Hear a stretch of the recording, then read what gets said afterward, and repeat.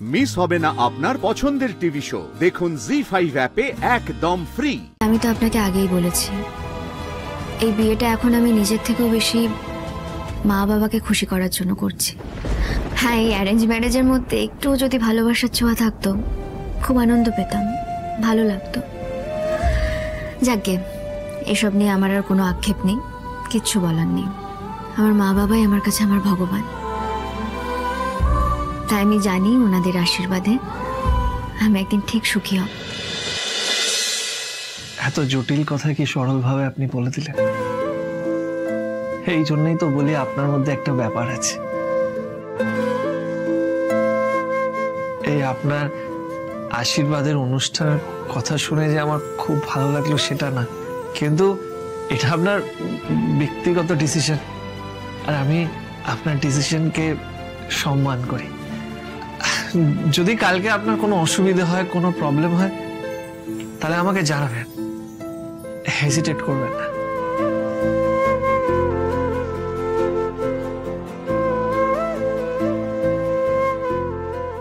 Good bye রাজ।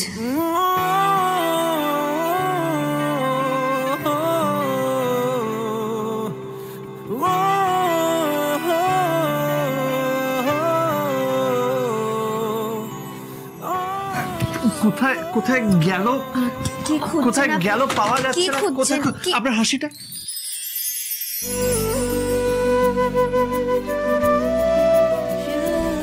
তুমি একটা booking নিচ্ছ না, আর তোমার জন্য আমার কত লস হচ্ছে জানো? So sorry sir.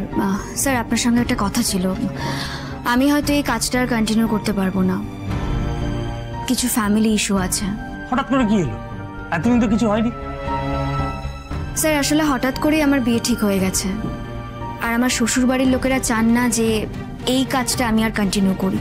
ও, বড়লোক ঘরে বিয়ে হচ্ছে, তাই এত আপত্তি? স্যার, একটা অন্য কথা বলতে এসেছিলাম, মানে আরও একটা কথা ছিল আপনার সঙ্গে। আমার এরিয়ারের কিছু টাকা বাকি আছে, প্রায় 30,000 টাকার মতো। কাল তো আমার আশীর্বাদ, আপনি যদি পুরো টাকাটা মিটিয়ে দিতেন তাহলে সত্যি খুব উপকার হতো। 30,000 টাকা? না না, এতগুলো টাকা এইভাবে দেওয়া সম্ভব না।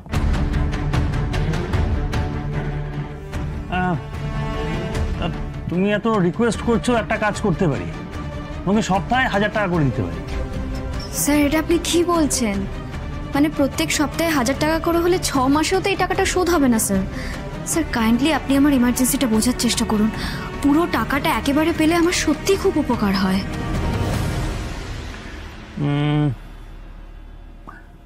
তোমার কথা মানতে পারি, তবে একটা শর্ত আছে। কাল সকালে বড়লোক ক্লায়েন্টের একটা বুকিং আছে, মোটা টাকার ডিল। আমি চাই এই কাজটা তুমি করো।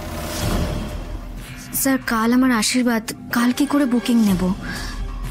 সেটা তুমি ভেবে দেখো। তুমি স্মার্ট মেয়ে, ইংরেজি বলতে পারো, এরকম হাইফাই ক্লায়েন্টের সাথে কথা বলতে তুমি পারবে। বুকিংটা নেওয়া ছাড়া আর কোনো উপায় নেই, টাকাটাও তো দরকার, কোনোভাবে দুটোই ম্যানেজ করতে হবে। ওকে স্যার, আপনি বুকিংটা নিয়ে নিন।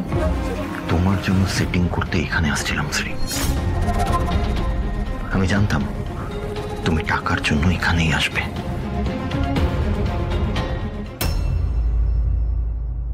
জি5 ডাউনলোড করুন আর সব এপিসোড দেখুন একদম ফ্রি।